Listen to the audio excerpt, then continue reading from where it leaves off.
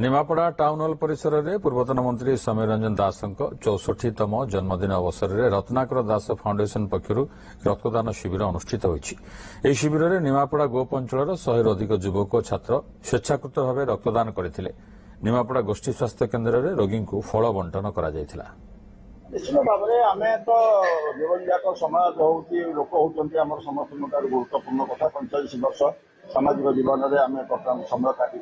तेणु से जन्मदिन अवसर में लोक मैंने रक्तदान शिविर कर सका रोगी को फल बंटन कर वृक्षरोपण भाव में दिन जाक कार्यक्रम प्रति वर्ष से गोटे सोशल वर्क कार्यक्रम करती भाई खुशी लगे प्रति वर्ष ब्लड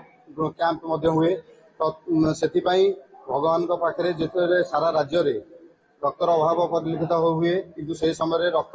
मानवर विधायक पूर्वतन विधायक एभली गोटे सोशल वर्क करती जहाँ प्रशंसनीय जिते प्रशंसा कले भी कम हो से प्रभु पाखे प्रार्थना से दीर्घायु हूँ चलापथ कुशलित हो।